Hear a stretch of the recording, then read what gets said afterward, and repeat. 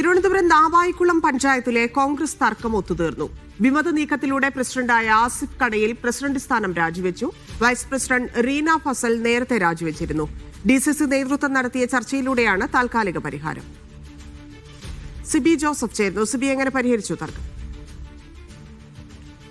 ധന്യ തദ്ദേശ തിരഞ്ഞെടുപ്പ് ഫലത്തിന് ശേഷം നാവായിക്കുളം ഗ്രാമപഞ്ചായത്തിൽ വലിയ രീതിയിൽ വിമത നീക്കവും തർക്കവും കോൺഗ്രസിൽ തലവേദനയായിരുന്നു. പ്രത്യേകിച്ച് അവിടെ 24 വാർഡുള്ള പഞ്ചായത്തിൽ UDF 12, LDF 6, BJP 6 എന്നിങ്ങനെയായിരുന്നു കക്ഷികൾ. അതായത് കേവല ഭൂരിപക്ഷമായ 13 ഒരു വാർഡ് മാത്രമേ, അല്ലെങ്കിൽ ഒരു അംഗസംഖ്യ മാത്രമേ കോൺഗ്രസിന് കുറവുണ്ടായിരുന്നുള്ളൂ. പക്ഷെ എന്നിട്ടും അവിടെ ഈ കോൺഗ്രസിന്റെ പ്രസിഡന്റ് സ്ഥാനത്ത് ചൊല്ലിയുള്ള തർക്കം, പ്രസിഡന്റ് വൈസ് പ്രസിഡന്റ് സ്ഥാനത്ത് ചൊല്ലിയുള്ള തർക്കമാണ് അവിടെ ഭിന്നത രൂക്ഷമാകുകയും പിന്നീട് വിമത പ്രവർത്തനവുമായി മുന്നോട്ട് പോവുകയും ഒരു പ്രസിഡന്റ് വൈസ് പ്രസിഡന്റ് സ്ഥാനത്തേക്ക് 2 പേർ മത്സരിക്കുകയായിരുന്നു. കോൺഗ്രസിൽ നിന്നും ഒരു വിഭാഗം 2 പേർ മത്സരിക്കുകയും അവര് LDF പിന്തുണയ്ക്കുകയും പിന്നീട് അവർ പ്രസിഡന്റായും വൈസ് പ്രസിഡന്റായി ആസിഫ് കടയിലും വൈസ് പ്രസിഡന്റായി റീന ഫസലും തിരഞ്ഞെടുക്കപ്പെടുകയായിരുന്നു.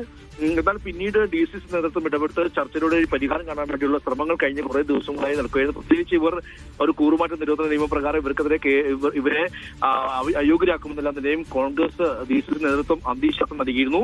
എന്തായാലും ഇപ്പോൾ ഈ പ്രശ്നം ചർച്ചയിലൂടെ പരിഹരിച്ചു. വൈസ് പ്രസിഡന്റ് സ്ഥാനം നേരത്തെ റീന രാജിവെച്ചിരുന്നു. ഇപ്പോൾ പ്രസിഡന്റ് സ്ഥാനവും ഇപ്പോൾ രാജിവെച്ചിരിക്കുകയാണ്. ഇപ്പോൾ പ്രസിഡന്റ് സ്ഥാനവും രാജിവെച്ച് ആ പ്രശ്നത്തിന് പരിഹാരം കണ്ടിരിക്കുകയാണ്. ഇനിയിപ്പോൾ പാർട്ടിയാണ് ഇതിൽ ഈ നാവായിക്കുളത്തെ ഗ്രാമപഞ്ചായത്തിന്റെ പ്രസിഡന്റ് ആര്, വൈസ് പ്രസിഡന്റ് കാര്യത്തിൽ കൃത്യമായ തീരുമാനമെടുക്കുക. താൽക്കാലികമായ പരിഹാരം ഇപ്പോൾ അവിടെ ഉണ്ടായിരിക്കുകയാണ്.